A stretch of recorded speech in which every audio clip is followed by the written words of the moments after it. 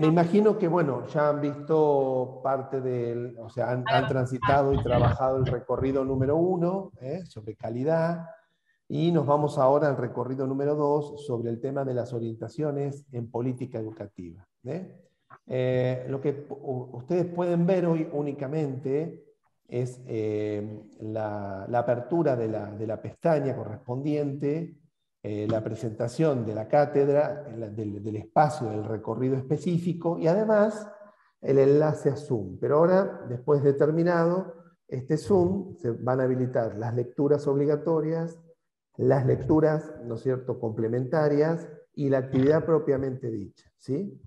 Ahora le voy a preguntar a Andrea, porque ellos están corrigiendo junto con Lucas, si hay alguna aclaración que ellos necesiten hacer, más que aclaración como recomendación. Me he reído bastante porque anoche llegaban algunos mensajes diciendo: estimado profesor, un domingo, perdone que lo moleste, hice mi aporte en el foro, usted lo puede ver y me dice si está bien. Imagínense que estamos en una universidad, y no creo que en un colegio tampoco se mande un mensaje un domingo, ¿está?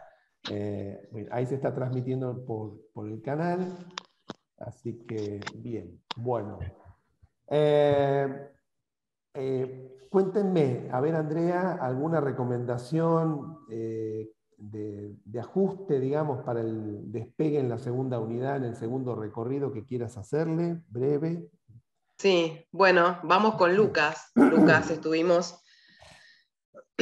estoy pasando más tiempo con Lucas que con mi marido, en forma virtual por las consultas y lo que estamos corrigiendo en el foro. No, básicamente muy bien, muchos realmente han tomado los materiales con mucha conciencia, responsabilidad y reflexión sobre todo, ¿no? Así que bueno, muy contentos por eso. Les recordamos que esta noche termina el tiempo, ¿sí? Entonces, a las 12 de la noche ya no van a poder seguir haciendo aportes, ¿eh? Por una cuestión administrativa y organizativa nuestra, cortamos y no dejamos que suban más aportes, para que no se mezclen con los que ya tenemos evaluados. Así que bueno, no, muy bien. Ahora en la segunda actividad del próximo recorrido, la consigna viene un poco más acotada, eso es lo que vamos a ver, de evaluar la comprensión de las consignas, así que no, muy bien, muy bien. Lucas, no sé vos si querés aportar algo. Lucas. Buenas noches a cada uno. No, también felicitarlos por los aportes.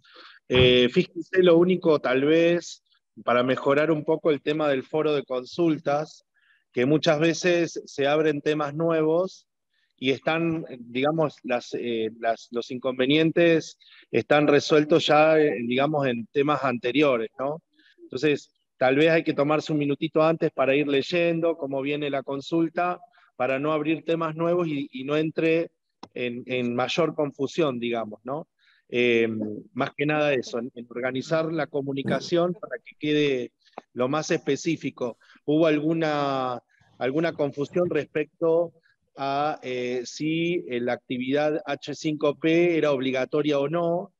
No es obligatoria, es optativa, lo cual no quiere decir que no valoremos que se haga, ¿no? Lo único obligatorio del primer trayecto es la incorporación, el aporte en el foro, en el primer foro del trayecto. Y solo un aporte por cada persona se toma como válido, ¿sí? Eso es importante porque vimos que por ahí algunos ingresan, realizan un aporte y después realizan 3 comentarios más. Bueno, en general con las directivas, ¿no es cierto?, que el doctor de Lorza nos ha bajado, es tratar de que solamente se valore un aporte, que lo cual no quiere decir que luego la retroalimentación entre ustedes no se valore, sino que nosotros tenemos que organizar también la atención de cada uno de ustedes.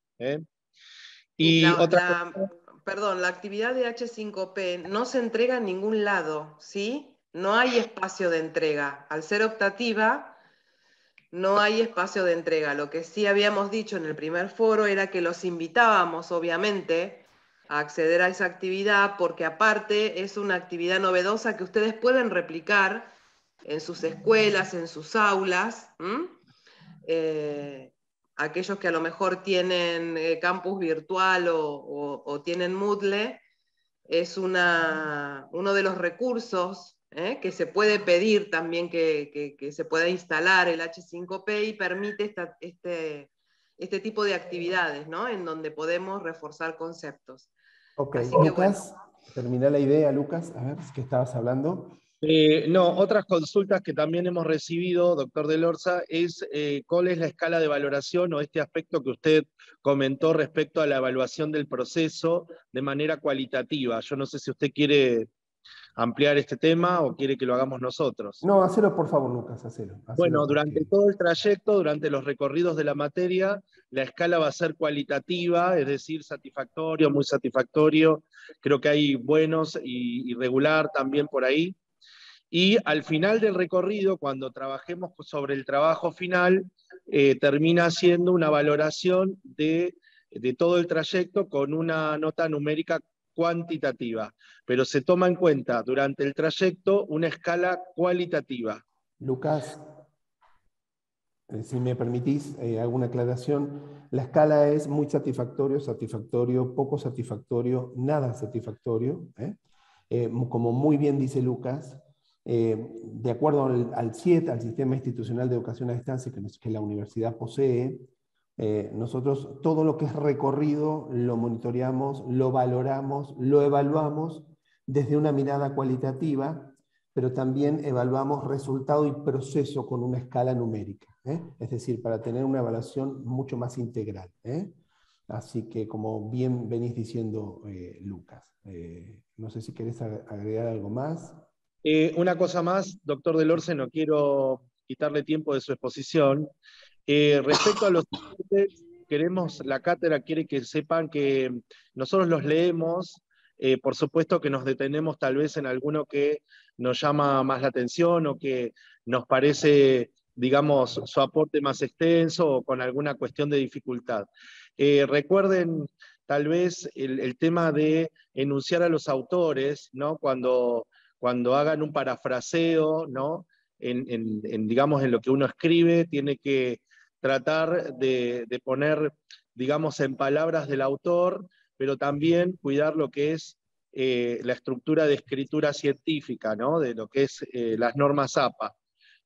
No sé si doctor Del Orza quiere agregar algo más respecto de No, no, esto. más que todo, como bien decís, Lucas, y creo que Andrea lo había mencionado el Zoom pasado, el tema de las normas APA no es un capricho de las cátedras, sí una exigencia, no capricho, pero sí una exigencia de parte de nosotros como integrantes, y además en la formación de ustedes como licenciados, que el hecho de citar o parafrasear a un autor o a una autora implica que se le reconozca el crédito de su, ¿no es cierto?, esfuerzo cognitivo o producción cognitiva, ¿no es cierto?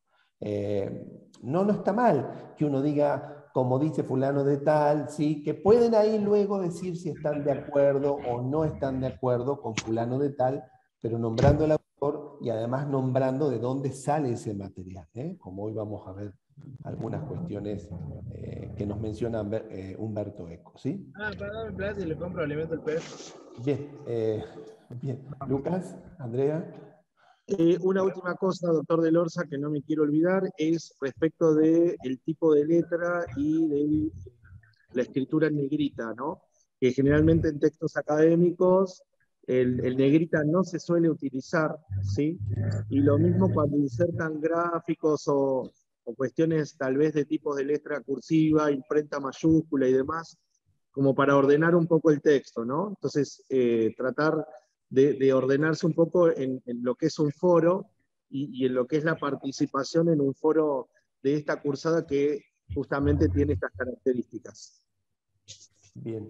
A esto, Lucas, le sumo que como todo recorrido, por lo menos Sí. En la Cátedra de Política Educativa ustedes se van a encontrar en este segundo recorrido con una segunda actividad, que bien decía Lucas y Andrea, con el aporte, ¿no es cierto? Pero no cualquier cosa a salir, copiar, pegar o escribir, sino que acá lo que tenemos que tener mucho cuidado, ¿no es cierto?, en el sentido de el tipo de actividad es, luego Andrea va a habilitar los materiales de lectura obligatoria y los complementarios.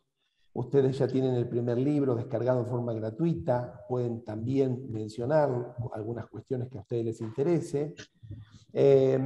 Lo que le vamos a pedir es que luego que hagan una lectura, ¿sí?, completa de los materiales, no son muy extensos, y si miramos la actividad de un licenciado prácticamente es nada lo que tienen que leer. ¿Me cierran los micrófonos si son tan amables? ¿Me cierran los micrófonos? Pero no importa, ¿no? Si no es de importancia. Cierren los micrófonos, por favor. Y lo abren cuando tienen que hablar. Así lo hacemos más ordenado. Lo que les decía, lean, por favor, lean. Tómense el tiempo para leer. Lo van a ganar en tiempo, en esfuerzo. Y luego en la actividad les vamos a pedir un análisis, el proceso de un análisis, que va a dar como resultado una reflexión crítica. ¿Qué es lo que estamos preguntando? Bueno, cuando hablamos, la pregunta disparadora que nosotros hemos planteado como equipo es, ¿de qué estamos hablando cuando hablamos de calidad educativa? ¿De qué hablamos? ¿Qué es lo que vamos a hablar? Ustedes van a ver que hay muchos discursos. Ahora vamos a profundizar un poco el tema.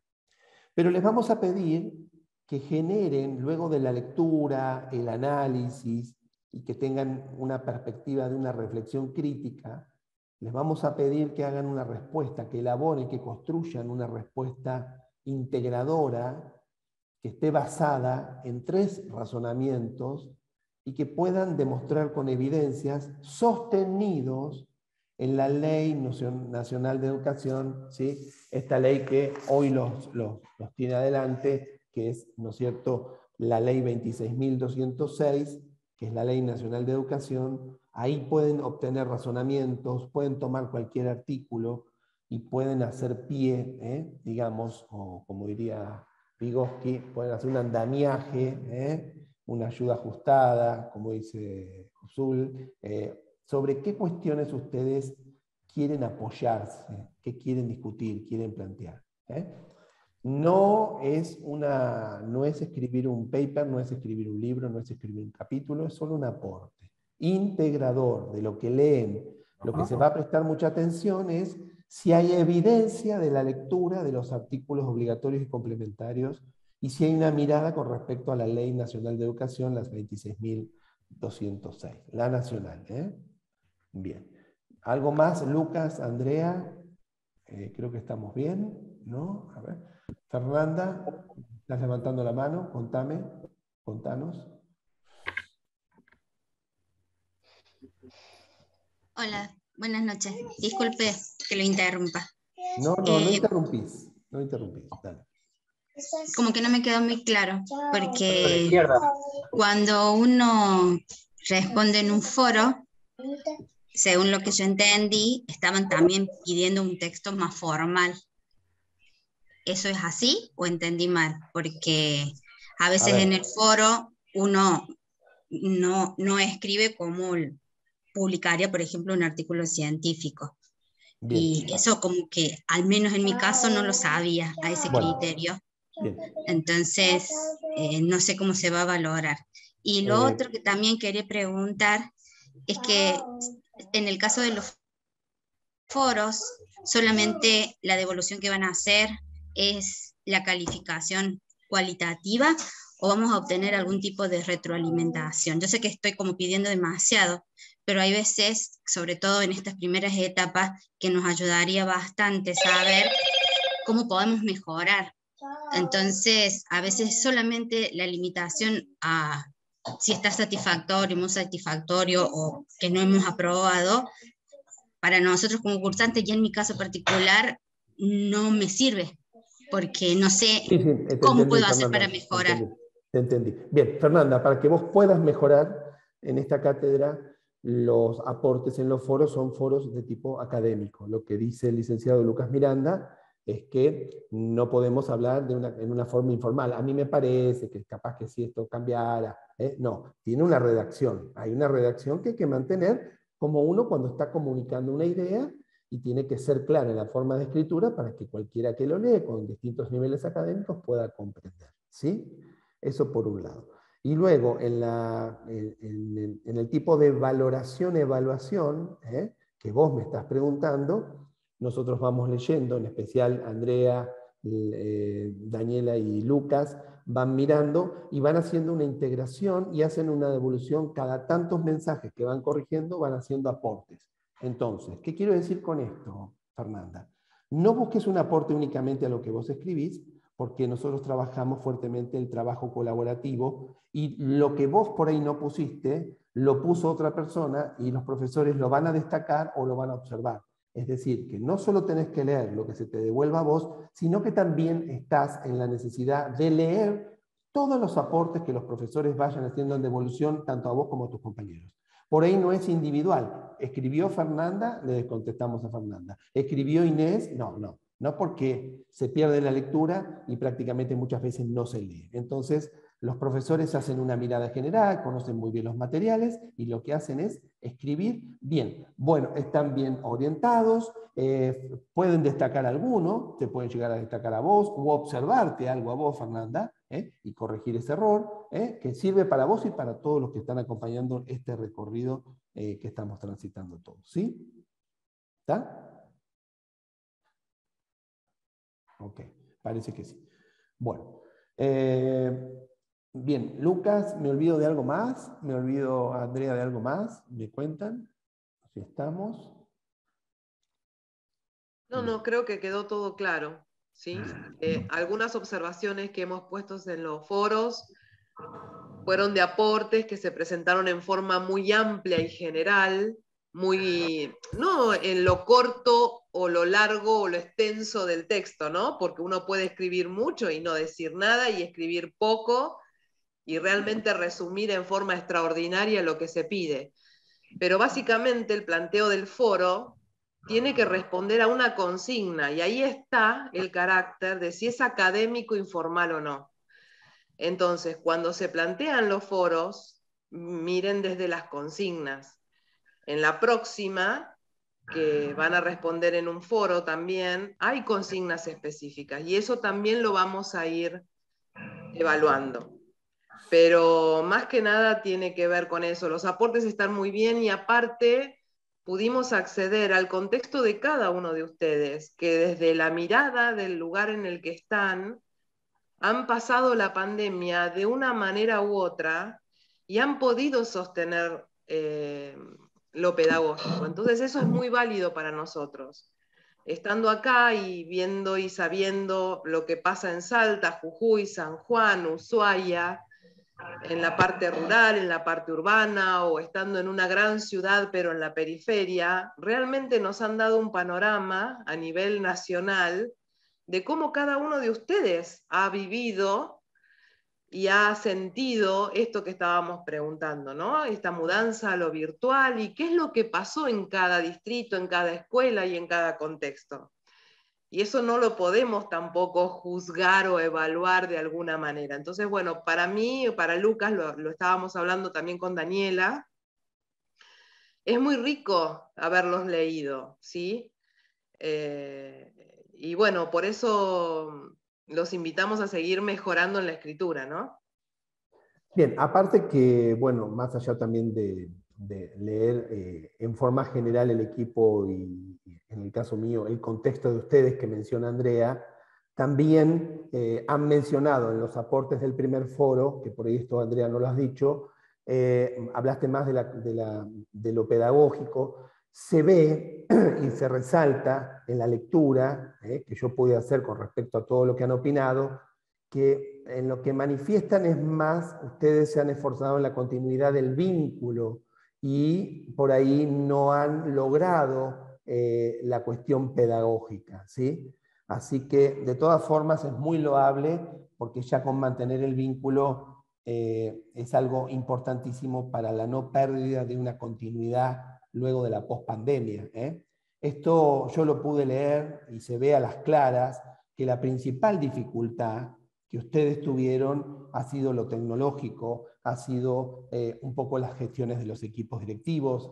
Se nota mucho lo que manifiestan con respecto a no tener el acuerdo o no tener los medios, o también se ve la colaboración por parte de otros pares, la negación de otros pares, como algunos ponen, pero sí se ve que el fuerte de ustedes, como buenos docentes, ha sido mantener y sostener el vínculo, un vínculo que luego va a dar pie, ¿no es cierto?, a una continuidad pedagógica, como muy bien muchos expresan, pero expresan como un deseo, no como algo que lo pudieron lograr. Y de todas formas, como dice Andrea, es loable en el sentido del esfuerzo que han hecho, ¿no? Bien. Profesor, sí, Lucila le habla. Sí, bien. por ahí una de Lucy. las cuestiones que nos ha costado, bueno, sí, nos hemos esforzado en mantener el vínculo, y por ahí la parte más complicada se da en cumplir con el diseño y Claro. llegar con todo, claro. Entonces hubo muchas Lucila, me dijiste, particularidades. ¿no? Lucila. Lucila, Sí, perdón, ¿no? sí. Lo del diseño curricular, quien se anime a decir que había que alcanzar o cumplir el diseño curricular es un demente pedagógico. Sí, Porque no existe la sí. posibilidad de alcanzar el diseño curricular. Las buenas prácticas docentes dijeron que, más allá del vínculo, como bien escriben ustedes, el esfuerzo que han hecho, en la continuidad pedagógica, lo que sigue era priorizar contenidos esenciales para sostener, es decir, el vínculo, Claro. para establecer el proceso comunicativo. La continuidad pedagógica, pero ¿en qué sentido de la relación de la tríada educativa que hablábamos la otra vez? En el sentido de que voy a priorizar un contenido que realmente pueda ser desarrollado, porque tenemos la gran desventaja en el caso de los docentes de no haber sido formados y preparados para la utilización pedagógica de las nuevas tecnologías. Sí, que también muy bien lo exactamente. escriben en el foro. La verdad que es, más allá de que yo no corrijo, corrigen Lucas y Andrea, yo los leo prácticamente a casi todos, y me han ratificado muchas cuestiones, muchas, pero también me han dejado ver el gran esfuerzo, la gran valoración y ese, digamos, espíritu docente que se sigue manteniendo a pesar de. Y esto, profesor, por ahí también llevó a revalorizar la tarea docente por parte de las familias, ¿no? Porque en este... Te explico por qué ni. Porque en un primer momento, cuando somos desalojados, que esto lo charlábamos con Lucas el otro día, cuando fuimos desalojados de la presencialidad y expulsados, digo yo, en una metáfora hacia la virtualidad, nos encontramos que no sabemos qué hacer y que no teníamos los medios, porque nadie nos formó, a pesar de haber existido bastantes avisos con respecto a prepárense sobre lo que viene. Ahora, en esto que sosteníamos y hablábamos con Lucas, nosotros nos encontramos como dos etapas, dos olas. Un primer asombro por parte de las familias en ahora qué hacemos. 3 olas, ponele. La segunda es cómo vamos a solucionar el problema de que tenemos los chicos acá en casa y que tampoco nosotros podemos salir a trabajar. Y entonces pasó el fenómeno de que le metimos la escuela adentro de la casa, que eso nunca sucedió. Y el tercero, los padres tomaron conocimiento, como bien decís, Lucila, de qué es la escuela, pero una escuela que no estaba funcionando porque no habíamos sido preparados, y ahí empezó una ola de críticas. Pero esto es lo que te enseñan, esto es lo que están haciendo, pero los docentes no tienen otra cosa que inventar, y estábamos poniendo nuestra maquinaria creativa.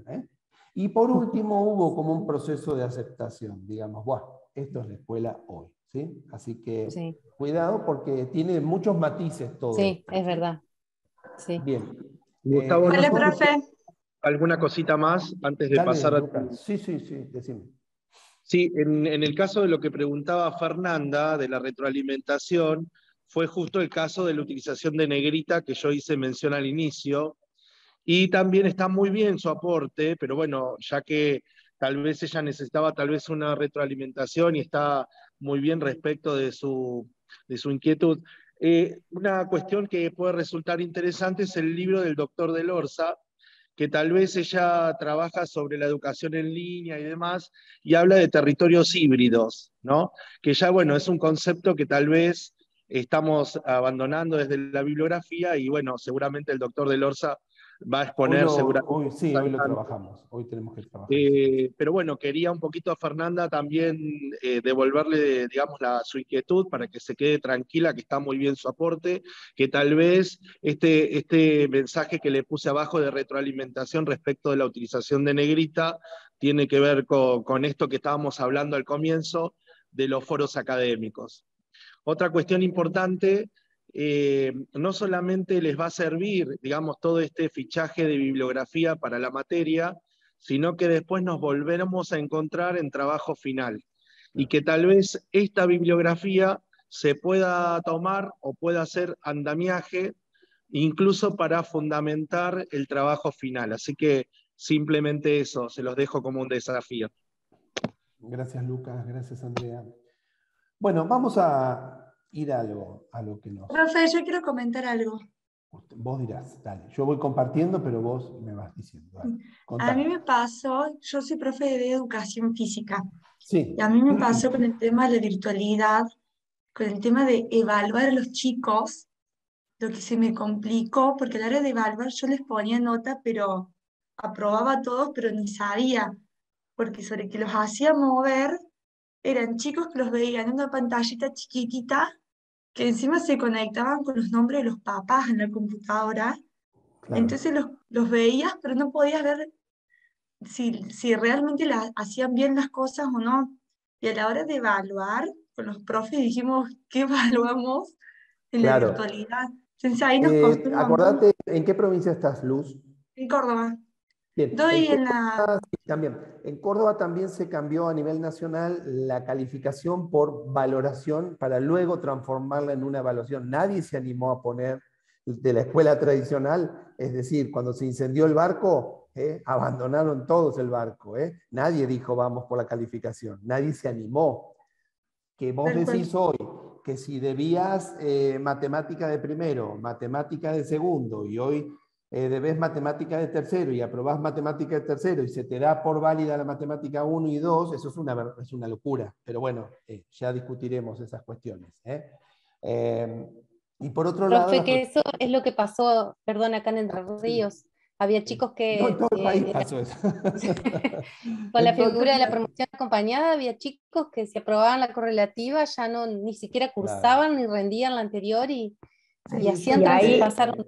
Y ahí está lo que veíamos en esto no, como una decadencia en educación, pero no es culpa de los docentes, sino es a nivel más de los gobernantes, me parece. Algo de... Tiene que ver con todo lo que veíamos del video de las leyes y todo, que es como que van transformando la educación y cada vez en lugar de mejorarla, vamos como retrocediendo. Sí, hay cuestiones, ahora ya vamos a entrar en un modo charla, porque de esto se trata el webinar, un tema, con algunos temas muy interesantes. Muy interesante. Quiero decir con esto que si pudiéramos escribir sobre todo lo que han hecho los profesores de educación física, digo, han sido los más creativos, pero también hubo mucho enojo por parte de las familias, porque hay casos como, por ejemplo, donde el profesor le decía, vamos a practicar un deporte por Zoom, hay que ser creativo, hay que tener mucha imaginación. Entonces le decía, agarrá algún tipo de pares de media y hace como una pelota, y vas a agarrar, si no tenés una raqueta tipo pádel, tipo tenis, vas a agarrar una tapa de una olla. Y el nene se encontraba en pleno living o donde podía, con lo que tenía, tirándole medias a todos lados y rompiendo todo lo que ve en el living. Los padres realmente se han enojado mucho, pero las anécdotas son miles. Creo que no tuvimos todos los recursos, creo que no tuvimos toda la preparación, pero lo que no nos puede faltar, gente, es analizar qué nos salió bien y qué no nos salió tan bien y cómo lo podemos mejorar en esto de el próximo escenario que se viene, que ya está instalado, que se conoce como educación híbrida y que les manifesté la clase pasada por Zoom, que es tomar lo mejor de la presencialidad y complementarlo con lo mejor de la virtualidad. ¿Por dónde arranco? Bueno, acá tenemos algo que quiero hablar con ustedes. ¿De qué hablamos cuando hablamos del futuro de la educación? Que tiene que ver con el segundo recorrido y que son las orientaciones políticas. Voy a arrancar por una frase que me gusta mucho, que sostengo en varias conferencias, donde digo, y tengámosla en cuenta, esto lo van a tener este material junto con la clase grabada, esto es una imagen, después yo se la voy a pasar a Andrea para que la suba, que gentilmente ella la va a subir cuando se recupere de su alergia. No ella, Andrea, sino la imagen, dice, debemos terminar con las modas discursivas que operan como maquillaje en la política educativa. Esta es una frase mía, vuelvo a leerla. Debemos terminar.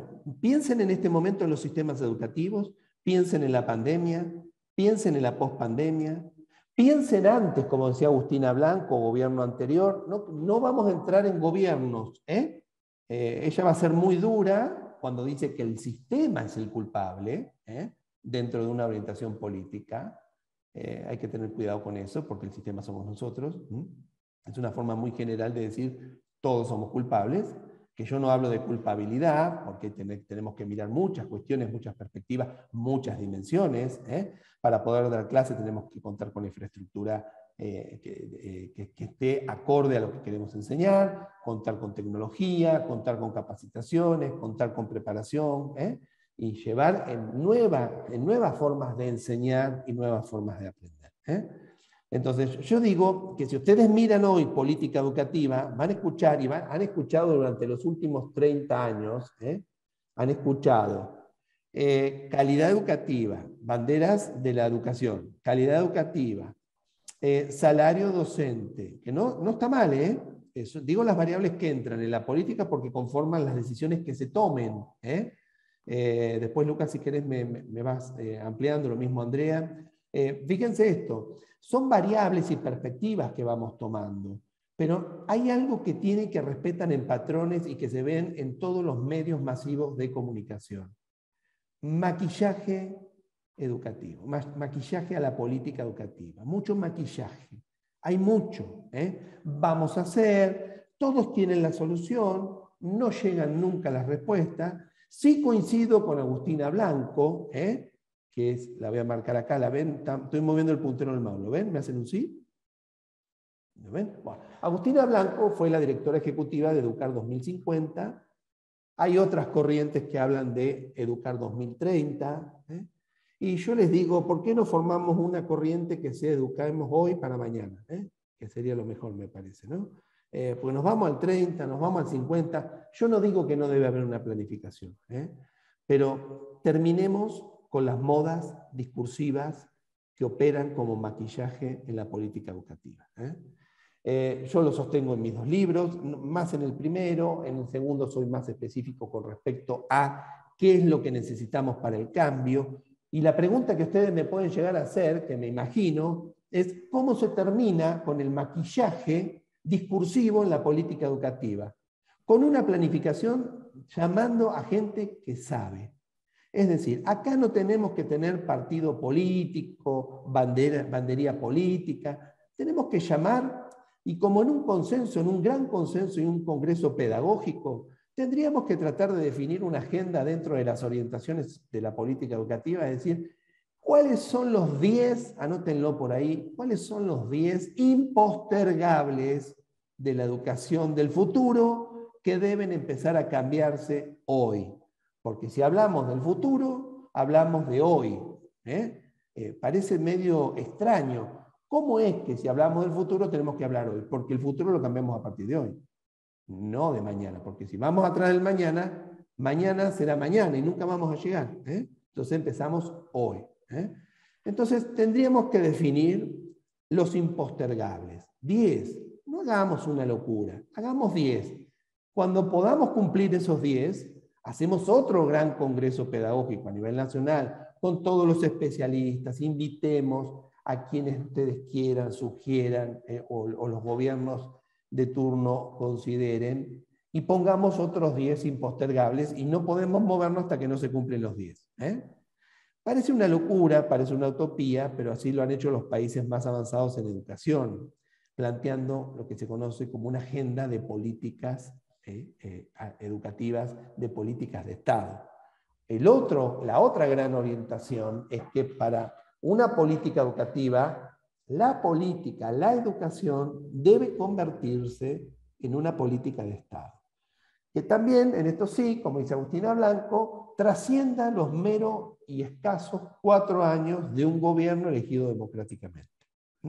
Es decir, el que viene no rompe y deshace todo, diciendo todo lo que hicieron está mal, sino que se suma, complementa y empodera, según su visión, según sus expertos, lo que cree que es necesario para la educación.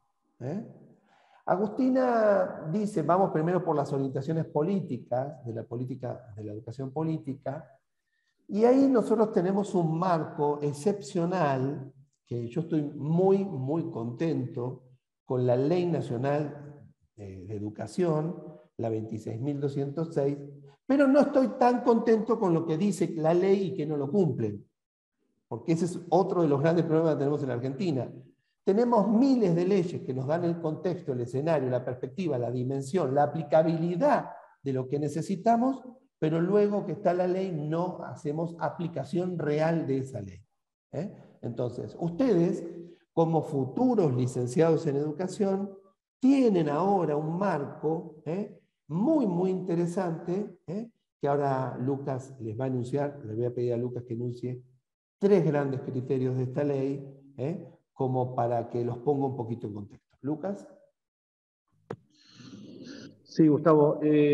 Yo creo que más allá de, digamos, del marco normativo y del plazo, ¿no es cierto?, que seguramente cada jurisdicción tendrá a nivel nacional, a nivel provincial y a nivel también tal vez municipal, me parece que es importante situarnos también en el paradigma de derechos, ¿no? Que esta perspectiva, como lo indica el doctor Delorza, no solamente tiene que ver con una política de Estado, sino que de alguna manera toda la bibliografía actual, ¿no es cierto?, sitúa al sujeto en el centro del acto educativo, ¿no?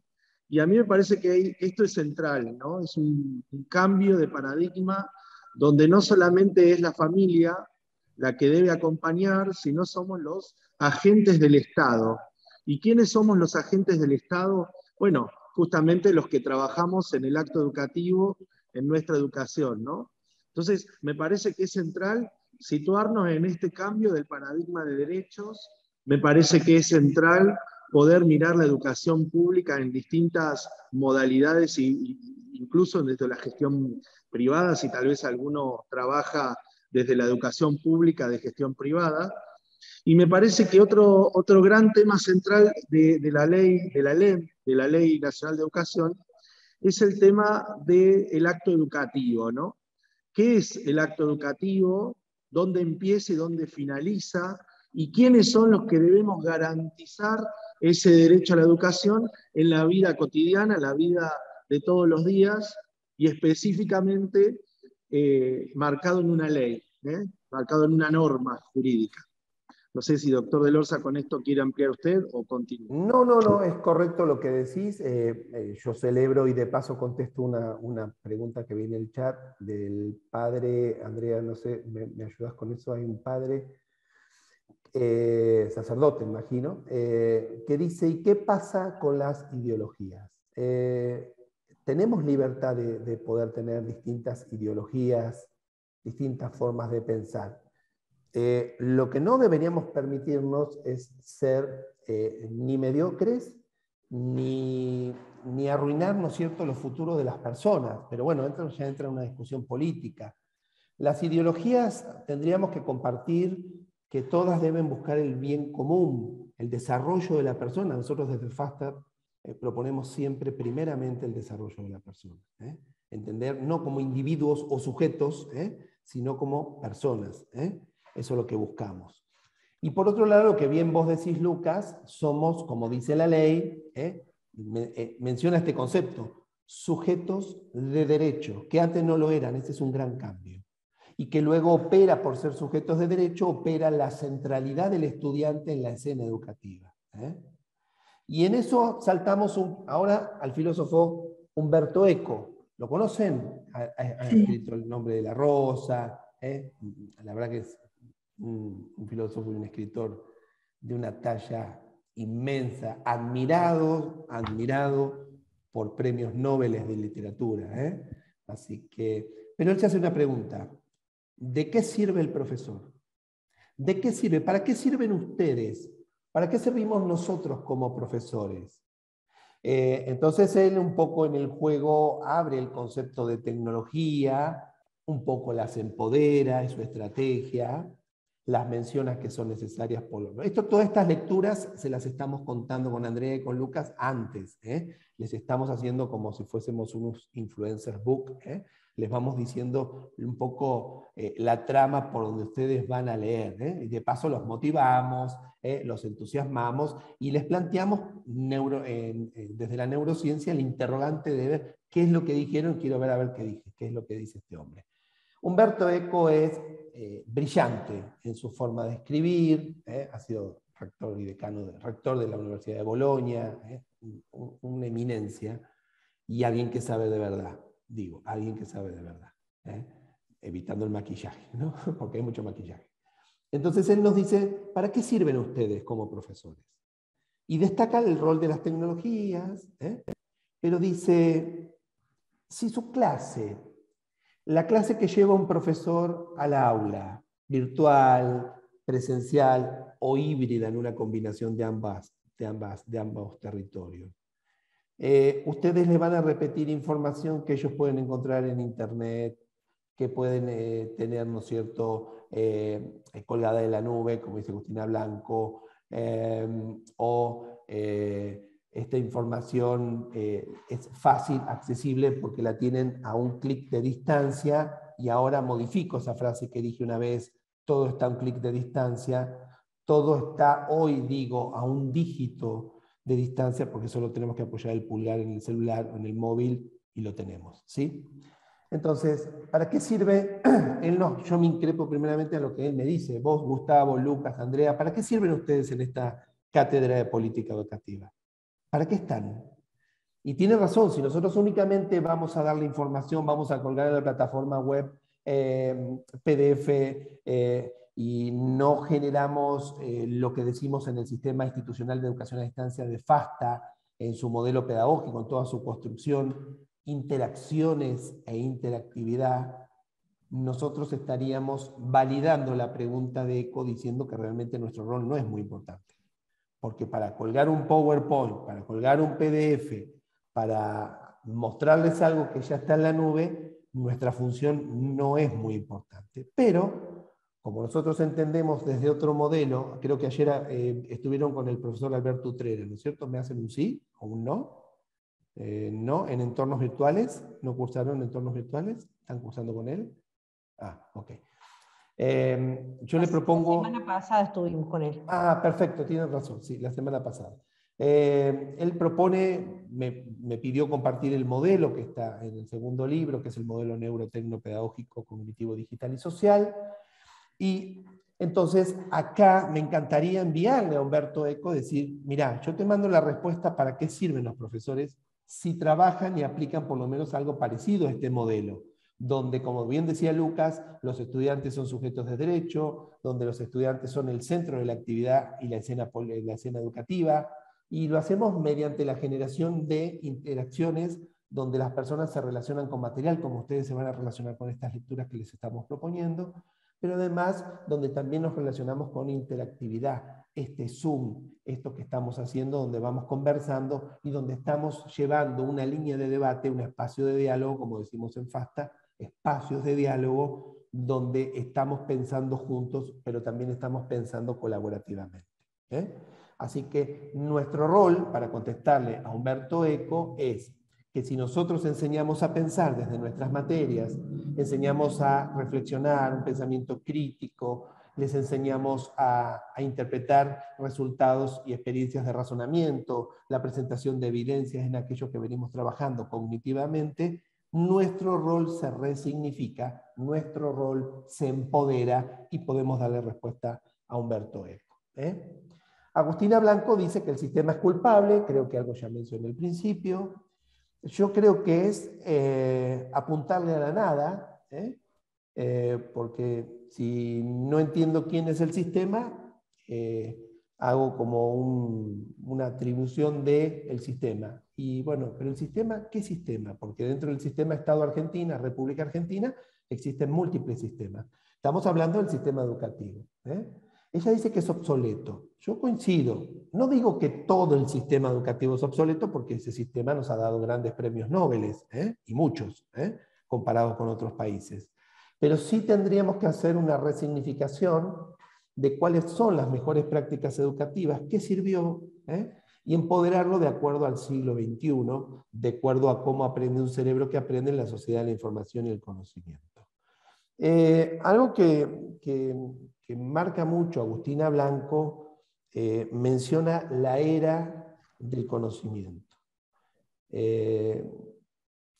Tendríamos que redefinir, yo siempre digo, un concepto importante también para contestarle a Eco, es si los profesores estamos creando escenarios para aprender a pensar, si estamos desarrollando actividades y competencias donde se facilita y se evidencia la comprensión de lo que estamos haciendo, porque en algo que queremos mucho con Lucas, Andrea y Daniela, es que acá y en todas las materias de la licenciatura, ustedes cumplan el principal propósito de la educación, que es lograr que sus alumnos comprendan. Si todo lo que ustedes transmiten y hacen como profesores no se comprende, entonces seguramente han hecho actividades y prácticas de un sistema educativo obsoleto, como dice Agustina Blanco, porque están más basados en una memoria y en una mera repetición. Entonces, cuando hablamos de era, me gustaría preguntarle a ustedes, ¿qué entienden por era? ¿Cuántos son los años que involucra una era? ¿10, 15, 100? Bueno, una era se mide en 10 siglos, o sea, podemos hablar de una era o podemos hablar de un milenio. Me parece que hablar durante los próximos 1000 años de la era del conocimiento es un poco abarcativo, ¿no? Me parece que ahí ya nomás se dejó ver la pincelada de un maquillaje discursivo, ¿no? Suena bien decir la era del conocimiento. Pero en este ejercicio con Lucas y Andrea y Daniela decimos, propongámosle esto, que analicen sobre todo desde la política educativa los discursos y que descartemos todo lo que es maquillaje y podamos darnos cuenta de cuáles son las verdades que se están sosteniendo o las creencias, por no llamarlo ideologías. Muchas veces las ideologías se convierten en creencias. Bien. Ella habla de un plan maestro que no se logró, no hubo muchos resultados. Y ahora pasamos a Mariano Narodowski, en su libro Nadie quiere ser adulto. Con esto él dice que que hemos construido otra postura muy absoluta, hemos construido un mundo sin adultos, y que en este mundo sin adultos, la familia, la escuela y los medios afectados por los cambios culturales se encuentran como en un mundo donde nadie se hace responsable. Son grandes generalidades. A mí me parece que, imagínense, si yo le hago leer a Mariano todo lo que ustedes escribieron en el foro y le pregunto, ¿vos considerás todavía que lo que puso esta gente que hizo no se hizo cargo, no se hicieron responsables, no son adultos? Por eso, ¿cuál es el principal objetivo? ¿Cuál es la estrategia de este webinar que tenemos hoy con ustedes, con Andrea, con Lucas y con Daniel? Tratar de terminar con las modas discursivas, esto que digo acá abajo, que operan como maquillaje en la política educativa y que nos permita ver que realmente si vamos a hacer un decálogo de transformaciones, creo que el gran cambio, no sé Lucas qué decís, es terminar con el maquillaje, primeramente, ¿no? Te escucho, Lucas.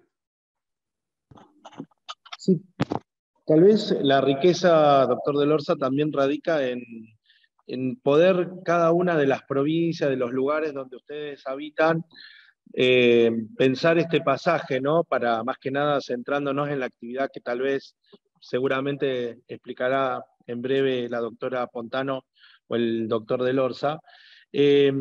¿Cuál es esa bajada a territorio, digamos, de esa política pública, ¿no? Si entendemos por calidad solamente a la calidad de los contenidos que estamos brindando, si entendemos por calidad a la reflexión sobre las técnicas de enseñanza que estamos brindando como docentes o como directivos en el caso de cumplir ese rol, si la gestión, ¿no es cierto?, si el PEI o el proyecto institucional responde realmente no solo a una política de Estado, sino también a una definición institucional, esto que tal vez el padre Juan creo que ponía en el chat, ¿no? Esto de la misión educativa de cada escuela, ¿no? La identidad de cada escuela, ¿no? Y ahí es donde se define, digamos, para mi criterio, donde está la cancha digamos, de lo que podemos hacer, ¿no? De lo que podemos presentar como institución educativa desde el lugar donde estamos.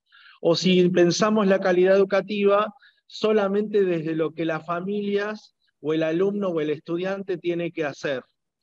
Digamos, pondría yo en ese centro, en esa triada, digamos, ¿dónde está mi foco como licenciado en educación, ¿no? Si realmente puedo presentar un proyecto que afiance esa identidad de la escuela donde trabajo, o tal vez tenga que cuestionarme a mí mismo desde lo que yo estoy ya haciendo en mi escuela y desde lo que la calidad educativa cada una de las familias demanda de la escuela a la cual brinda, digamos, esta necesidad de que vayan sus hijos, a la cual elige para que vayan sus hijos, ¿no? El valor más preciado que tienen. Entonces, tal vez nos cuestione a nosotros mismos, a la luz de la normativa, a la luz de la bibliografía, esa redefinición del concepto de calidad. No quiero extenderme más, doctor. No hay problema, no hay problema. Está muy interesante lo que decís. Sí, entonces, retomando esto, entonces, tengamos como eje de mirada, pongámonos los lentes, donde intentamos mirar cómo detectar ese maquillaje, ¿no es cierto?, discursivo que está operando en la política educativa. Y que, bien dice Lucas, se vuelve como en una suerte engañosa, de algo muy turbulento, muy gris, que se confunde calidad, ¿no es cierto?, con lo que verdaderamente no es la calidad educativa. Mariano habla también de los cambios culturales, nadie negaría eso, porque eso nos afecta a todos. Creo que si algo pasó con la pandemia y está pasando con la pospandemia, tiene que ver con la manifestación de estos cambios culturales, operando, digo, rasgos de época a los cambios que nos tocaron vivir a nivel mundial. Es decir, creo que las cuestiones más transformadoras tienen que ver qué fue lo que hicimos, qué, vuelvo a repetir, qué nos salió bien, qué no nos salió tan bien, y ocuparnos en consecuencia, porque tener un diagnóstico para luego no hacer nada es un poco difícil, ¿no es cierto?, que opere una transformación como la que estamos esperando, ¿no? Una transformación en la política educativa y una transformación que esa política educativa nos lleve en sí a una calidad educativa de verdad. Para mí, si ustedes me preguntan, ¿qué es para vos, Gustavo, la calidad educativa? Que el alumno comprende, el estudiante comprende, gracias a un docente que interactúa, que propone interactividades, que se relaciona con medios, que los respeta como personas de derecho. Yo prefiero cambiar la ley en eso. Sujeto de derecho me suena muy, muy aislado, muy individual, como personas con derecho, y que los hace el centro de la actividad educativa. Pero luego esto, ¿no? Si ustedes terminan este webinar y alguien les pregunta, ¿de qué hablaron? Dice, bueno, el profesor mostró unos autores, dijo algunas cosas de ellos. En cambio, yo digo, voy a ratificarlo. Gente, este webinar tiene como propósito que ustedes, a partir de la lectura, de una lectura crítica, de un pensamiento reflexivo, de operar con evidencias y razonamientos, ustedes logren determinar si hay o no modas discursivas y puedan identificarlas que están operando como maquillaje en la política educativa, que están, ¿no es cierto?, no permitiendo alcanzar el concepto de calidad educativa que tiene que ver de esto que estamos hablando del futuro de la educación. Eso queda claro, ¿no es cierto? Bueno, lo que acabo de hacer ahora, recién, es asegurarme la evidencia de una comprensión por parte de todos ustedes. Si se llevan eso, está más que bien, porque luego tienen que complementar con la lectura y mucho más tienen que cristalizar cognitivamente en sus cabecitas, en sus neuronas, en la sinapsis que van a lograr, en la cristalización de una respuesta, ¿sí?, que va a ser más bien integradora a esto que, ¿no es cierto?, les estamos manifestando. ¿Andrea? Sí, perdón, yo quería sumar algo más a lo que habían desarrollado tanto vos, Gustavo, como Lucas, pero yo sugiero que todos puedan alzar un poco la mirada, posicionarse, como vos dijiste bien en el primer webinar, que sean licenciados en educación y que puedan también salir del aula, ¿no? Y acá los comprometo también a que trabajen con los equipos directivos, porque la calidad educativa también tiene un capitán en las escuelas, no trabajamos solos, trabajamos con otros docentes y con un equipo directivo que en realidad nos está mostrando el norte, ¿sí? Entonces también tiene que ver con este trabajo en equipo y de poder consensuar acuerdos y ver hacia dónde se lleva la escuela. Eso quería decir, nada más. Está bien, sí, sí. También podemos agregarle esto que antes se hablaba de equipos directivos y docentes. Hoy creo que tenemos que hablar de equipos directivos y equipos docentes, porque los docentes son equipos también. Y que un poco el éxito de esa calidad que menciona Andrea tiene que ver con el grado de interacción e interactividad que proponen ambos equipos, pero sobre todo con esa disponibilidad, esa flexibilidad para poder, ¿no es cierto?, negociar sentidos y significados sobre qué estamos hablando cuando definimos un norte pedagógico como es calidad educativa, ¿sí? Más que todo. Bien, para no aburrirlos mucho, las perspectivas de la educación del futuro, ¿por dónde veo que tendríamos que empezar a generar un decálogo? Lo primero, ya saben, terminemos con el maquillaje educativo, que se van a dar cuenta muy fácil. Es el concepto de interacciones. Esto de, si vamos a hablar de educación híbrida, yo les digo ahora lo que viene, les adelanto parte del segundo libro y el primero se van a dar cuenta los que lo leyeron. Las interacciones, o como vieron con el profesor Alberto Utrera, el modelo que yo propongo, las interacciones tienen que ver en las relaciones de comprensión cognitiva propuestas por una estrategia docente en cuanto a cómo yo, como estudiante, me relaciono con los materiales. Y los materiales expresados en sus distintos formatos, o lo que se conoce como esos polifórmicos que son visuales, auditivos, que nos permiten guiar, construir historias. Alguien tiene un micrófono abierto, está haciendo un ruido terrible. A ver, alguien si sí, ahí está. Nos permiten construir distintas historias y recorridos de aprendizaje, un poco lo que hoy FASTA implementa y aplica como su modelo educativo. El aprendizaje híbrido no me voy a cansar de decirlo, porque no tenemos mucho tiempo para seguir resistiéndonos a lo que es esta combinación que se da entre lo mejor de lo presencial con lo mejor de lo virtual. Y esto nos va a llevar a proponer tipos y estilos de capacitaciones que atiendan, ¿no es cierto?, no solo en forma individual el aprendizaje presencial y el aprendizaje virtual o digital, sino un tercer espacio, una tercera dimensión que tiene que ver con esto de la hibridez, es decir, cómo combinamos lo mejor de lo presencial con lo mejor de lo virtual. El aprendizaje ubicuo, esto es anterior a la pandemia, porque desde que aparecen los móviles o los smartphones, tiene que ver con esto de que el conocimiento nos empieza a seguir en un modelo comunicativo, informativo, interactivo, donde nosotros donde estamos conectados con la información. Después lo que se haga con la información, bien o mal, ya eso tiene que ver con procesos educativos, ¿sí? Pero la disponibilidad de que ustedes van o en un avión o en un micro y encuentran señal, ustedes pueden seguir interactuando y participando o realizando interactividades con sus compañeros, colegas, pares o lo que tengan que hacer, ¿sí? Luego, ¿qué es el concepto de interactividad? Recuerden, el proceso de interacción es lo que ustedes van a hacer de acá a ahora cuando termine el webinar y empiecen con las lecturas. Ustedes, personas, con el material que como cátedra le hemos preparado.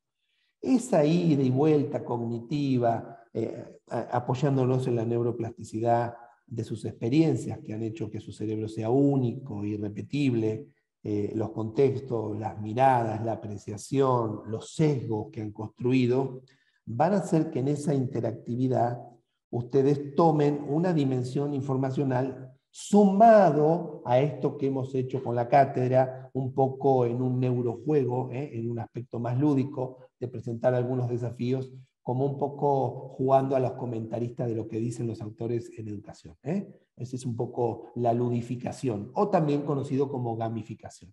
Porque alguien piensa que la gamificación, si no pongo un juego, no es gamificación. La gamificación no es el juego, sino la propuesta. Anótenselo por ahí, por favor.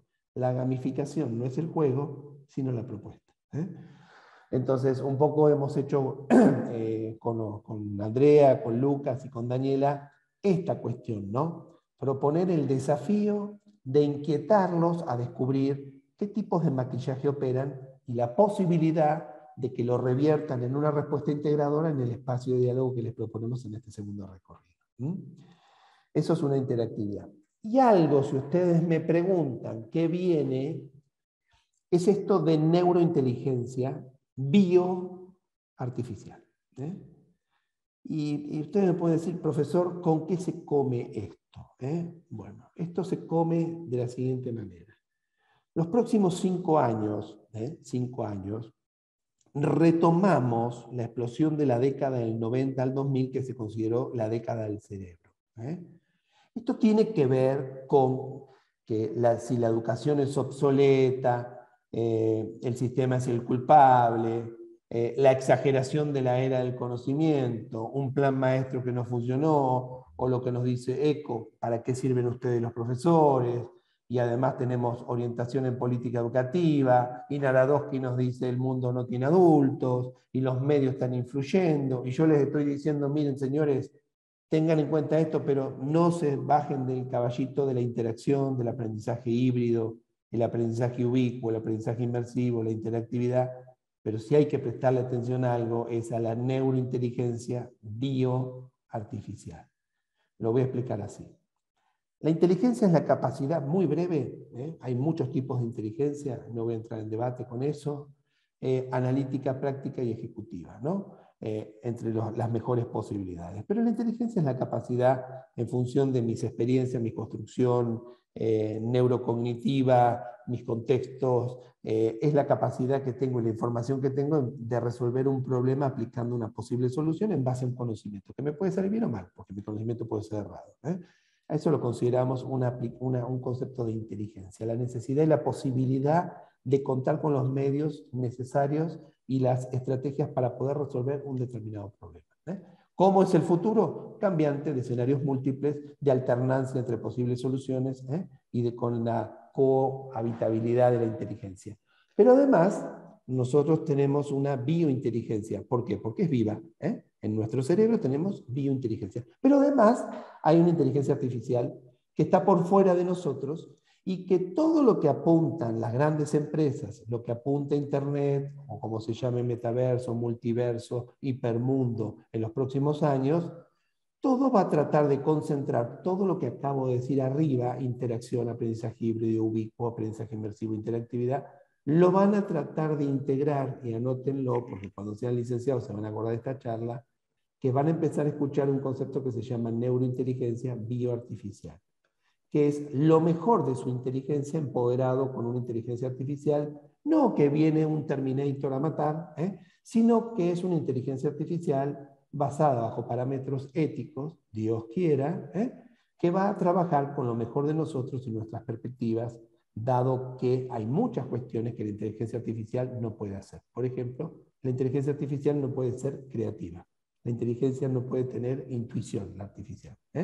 Puede emular un proceso de simulación creativa o puede emular que entiende de emociones, pero siempre lo único que está haciendo es parte de lo que hace nuestro cerebro, interpretar emociones, analizar patrones y establecer posibles escenarios, que se llama teoría de la mente.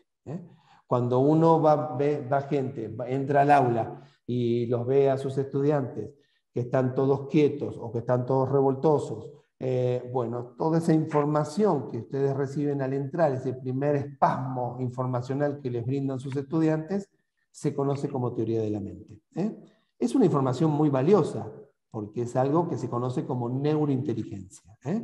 Ya en otros momentos tocaré un poquito más este concepto, pero si ustedes me definen o me preguntan de qué hablaríamos en la educación del futuro, presten mucha atención a la neurointeligencia bioartificial. ¿Sí?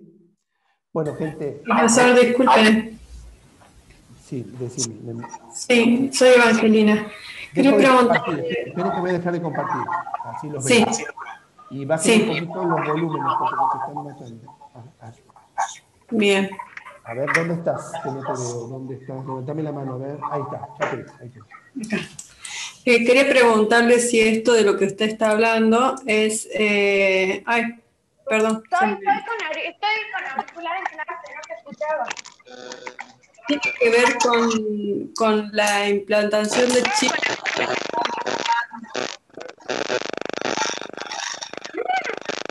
Bueno, a ver, esperá. Cierro los micrófonos, cierren un cachito los micrófonos, por favor, a ver si lo podemos hacer ordenado. Cierren los micrófonos y deja el tuyo abierto, Evangelina.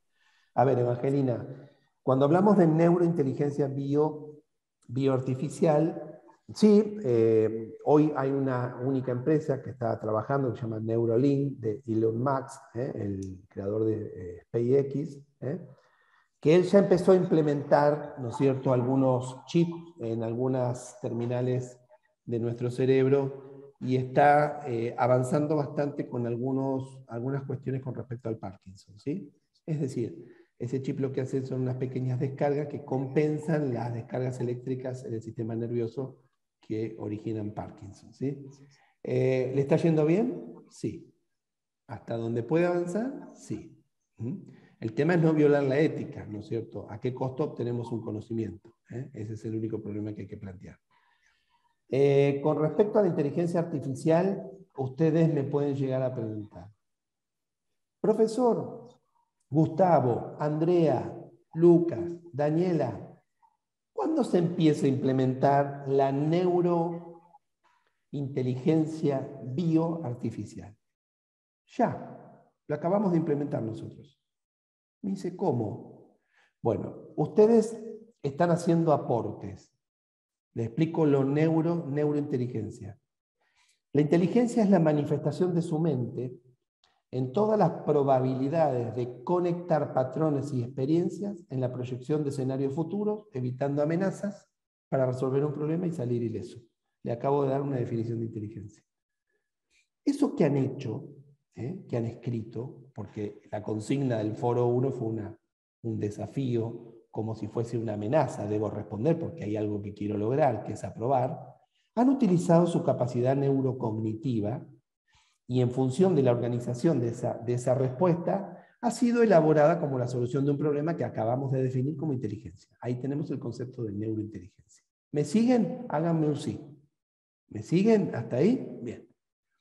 ¿Qué parte utilicé yo para generar, ¿no es cierto? Gracias, Enzo. Para generar, ¿no es cierto?, esa respuesta neurointeligente. Usé una parte biológica y utilicé mi estructura natural, mi inteligencia que está basada en mi mente, en la organización de mi mente, pero que tiene un sustento y un contexto en una estructura que se conoce como cerebro. Por eso es neurobio, porque utilicé mi inteligencia. ¿Qué pasa? ¿Ustedes tuvieron que buscar información además en la red? ¿Utilizaron algún tipo de inteligencia que no es la biológica que estaba almacenada en su cerebro? ¿Y utilizaron y buscaron información de otros autores, pero que está expresada de una forma digital, en una nube, en una inteligencia colectiva, como habla Pierre Lévy, donde está el conocimiento humano, volcado, con errores o no, pero hay un conocimiento? Sí. Entonces ustedes, para conformar una respuesta, para resolver la cuestión del foro número 1, del recorrido 1, quiero darles la buena noticia que acaban de aplicar un concepto neurointeligente bioartificial. ¿Queda claro? Se los paso en limpio. Buscaron en internet.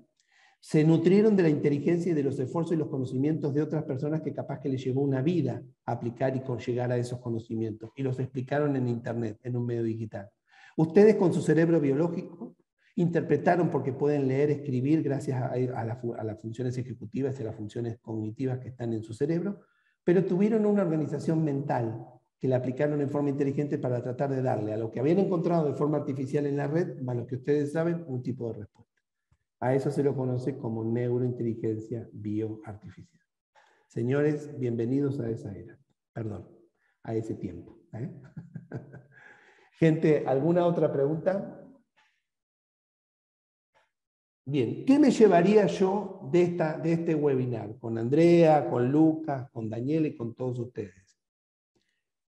Hay material que debo leer porque dice cosas muy interesantes. Segundo, ¿cómo lo voy a leer? ¿Como Rápido y Furioso 9? ¿Leo Rápido y Furioso? No, no me sirve de nada, el cerebro no aprende de esa manera. ¿Quieren ganar tiempo y conocimiento y recordarlo luego en el largo plazo? Lean pensando, lean reflexionando, lean diciendo estoy o no de acuerdo con esto. Luego escriban. Si lo quieren escribir en papel, es mucho. La memoria a largo plazo se tonifica cuando primero lo escriben en papel y después lo pasan. Tomar apuntes implica una consolidación en las memorias. Es distinto si lo escriben en un teclado. Bien, por otro lado, me llevaría, les acabamos de dar con Andrea, con Lucas y Daniela un aporte, les abrimos, lo llevamos en una máquina del tiempo 5 años adelante, futuros licenciados que ya son, pónganse en la cabeza que ya son licenciados, entren en ese rol, piensen como licenciados, piensen como licenciados. Los acabamos de transportar en una máquina del tiempo con Andrea, Lucas y Daniela, y les dijimos lo que viene en 5 años.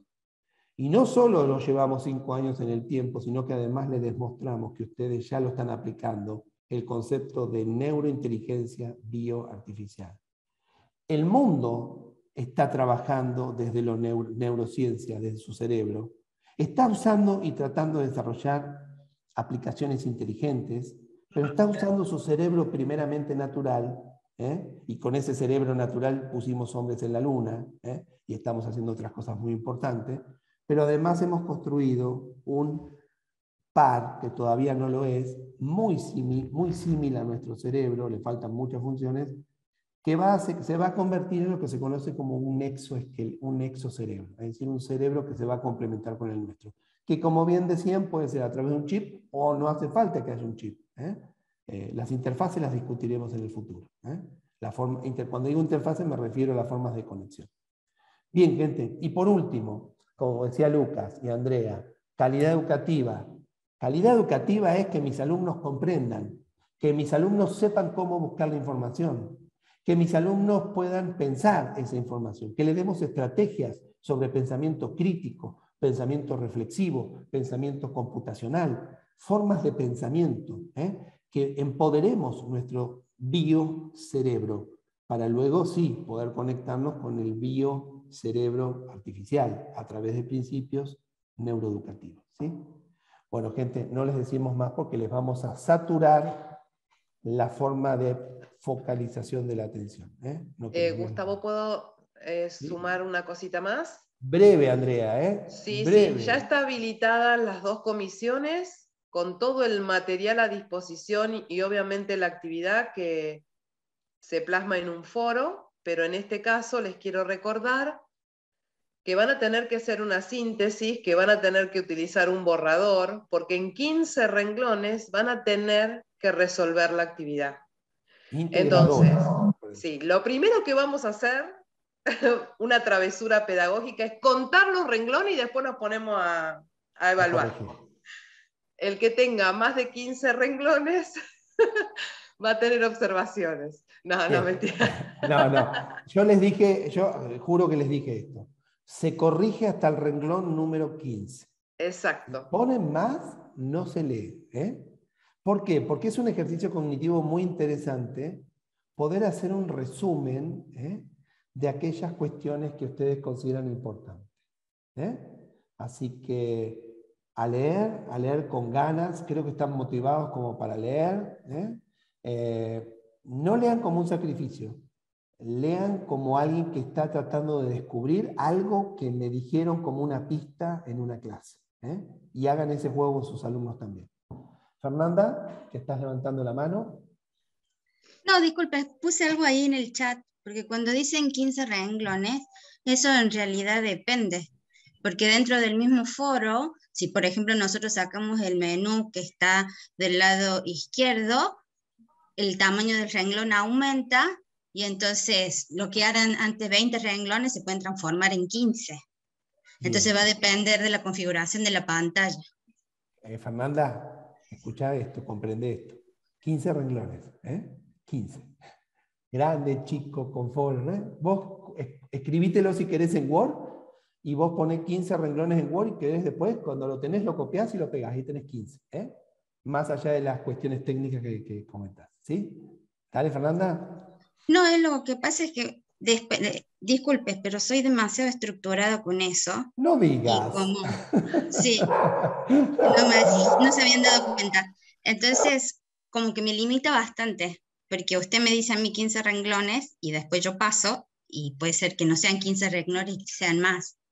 Y entonces me incomoda a mí presentar un trabajo mal. Fernanda, tranquila, salí. Si son 13, 14, Andrea, Lucas tienen la capacidad para interpretar en los 6 primeros renglones si está bien o no lo que pusiste. Quédate tranquila, ¿sí? Descansa. Bueno, gracias. Ok. Bueno, Cintia, en la última y nos vamos, porque si no estamos abusando de ustedes. Cintia. ¿Puedo hacer una pregunta? Sí. Sí. ¿Pueden retomar el tema de el formato de la letra, el tamaño que quieren que utilicemos? No, la que dice en el foro. Vos ahora la que te tenés que preocupar es la que está configurada en el foro. No hay que cambiar tamaño de letra, nada. Vos escribís tal cual el foro explica. ¿Sí? Perfecto, bueno, gente, gracias.